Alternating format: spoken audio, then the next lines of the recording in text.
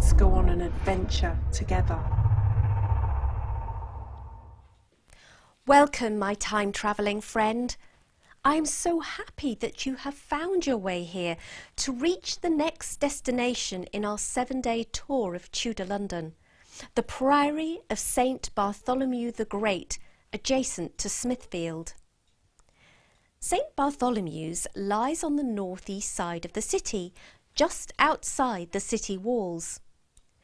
To reach your destination from the tower, you have had to walk across the city of London, down its principal east-west highway, Cheapside, where goldsmiths and jewellers ply their wares, before turning to walk north, just north of the enormous Gothic Abbey of St Paul's, and then underneath Aldersgate and on into Smithfield. So here we are, just outside the Priory gatehouse. The church was once a priory church, part of a much larger Augustinian foundation, and it contains some exceptionally fine Norman and medieval architecture. Alongside the chapel of St John at the tower, in your lifetime, my friend, you are unlikely to see finer Norman architecture anywhere in the city. The Church of St Bartholomew the Great, as we see it today, is, as I say, all that remains of a once mighty Augustinian priory, whose original church measured a massive 300 feet long and 86 feet wide. It was founded in 1123 by Priory Rahir, Henry II's minstrel turned holy man, whose ancient tomb can still be seen near the high altar. In days gone by, before the dissolution of the monasteries and other religious houses in England, the great west doors of the Priory Church stood in line with where we see the gatehouse today. The stone facade of the western end of the Priory would have risen up above you, whilst behind you was the open space of Smithfield, where heretics were occasionally burnt at the stake. And you may well hear the legend that Mary I watched these gory executions from the gatehouse itself.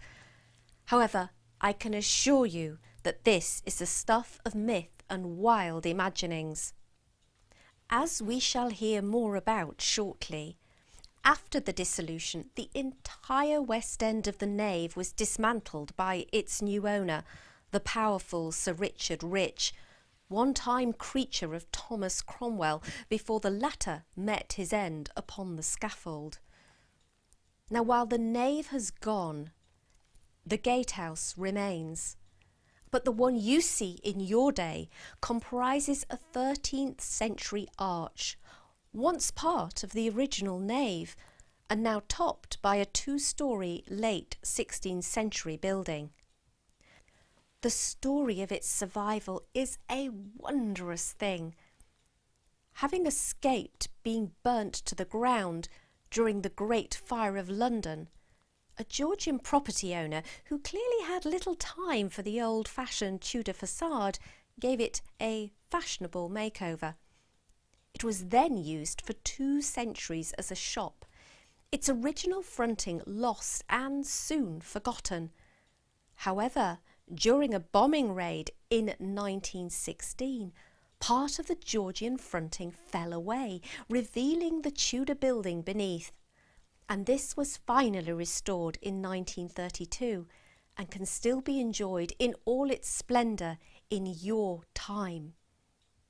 But let us pass beneath this gatehouse while I tell you a little bit more about its history. In 1539, as I mentioned, Sir Richard Rich bought the church and the surrounding land, subdividing it for housing. Over half of the original Priory church was demolished. Then, in 1595, the wooden Tudor gatehouse was constructed above a surviving stone archway, and if you pass under the archway and turn to look back over your shoulder, you will see the doorway leading into the building. The date's 1240, and 1932 are inscribed in the stonework commemorating the year of the arch's construction and restoration.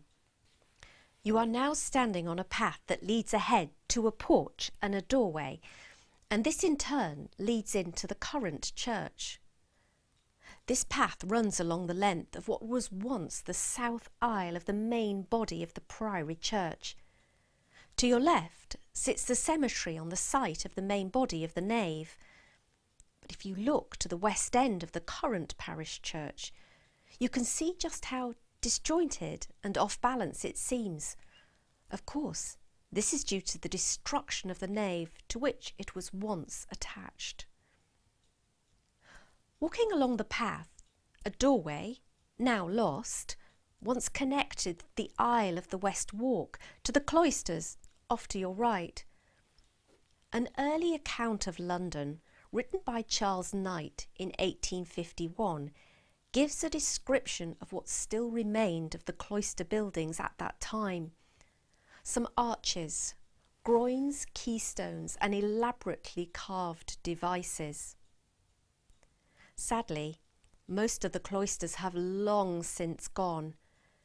However, part of the east walk survives and can be accessed from within the church.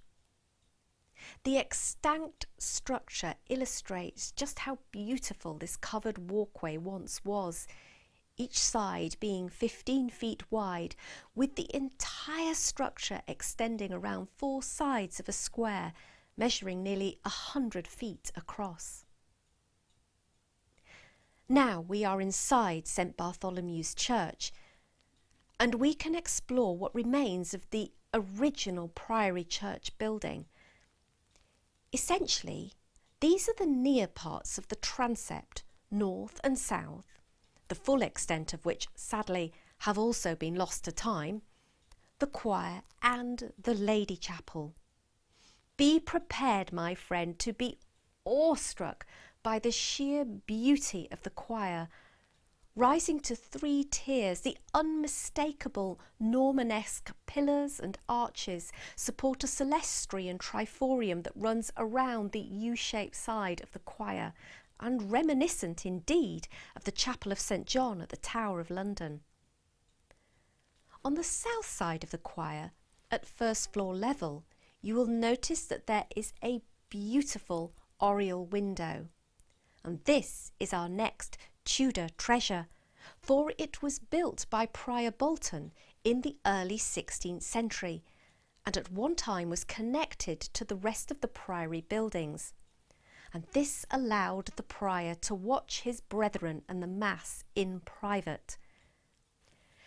Now it's perhaps worth saying that Prior Bolton was a man of some note. Not only was he the prior of St Bartholomew, but he was a builder of some eminence, employed by both Henry VII and Henry VIII in 2 massive construction projects. Under the title of Master of the King's Works, it was Bolton who oversaw the completion of the Henry VII Chapel at Westminster Abbey. And then, in 1511, during the reign of Henry VIII, he was also employed to oversee the design and erection of the monument to Lady Margaret Beaufort in Lady Margaret's Chapel at Westminster, where it remains to this day. He is recorded as advising on the designing of the tomb and engaging Pietro Torrigiano and others to carry out the work. However, the principal building campaign undertaken for Henry VIII was the redevelopment of New Hall in Essex, which the king purchased from Thomas Boleyn in 1516. There are records of substantial payments made to Prior Bolton between 1517 and 19 for the works undertaken there. Now, most of the priory buildings at St Bartholomew's lay to the south side of the church, the same side as the remaining cloisters, and these included the prior's lodging, which was at one time taken over by Sir Richard Rich for his own household. And this lodging, along with other priory buildings, unfortunately have been lost. Although you will see various doorways on the south side of the church, which would have once connected the main body of the church to the domestic and administrative chambers associated with the priory. This includes Prior Bolton's door, to be found tucked away on the south side of the church, near the apse which surrounds the high altar. This door once connected to the prior's lodgings. St. Bartholomew the Great is such a tranquil place, and the chances are that you will have the place virtually to yourself. So, my time-travelling friend, I urge you to enjoy wandering around this atmospheric building with its monuments, blocked-up doorways and shadowy passageways, knowing that so much history is at your fingertips. And remember that I will return again to take you on the next leg of our journey. So meet me outside the Charterhouse. It is just a short walk away from here, and I will tell you all about the fascinating, glittering and sometimes gory Tudor history of this amazing building on our next adventure in time. Until then, fare thee well, my friend, and happy time travelling.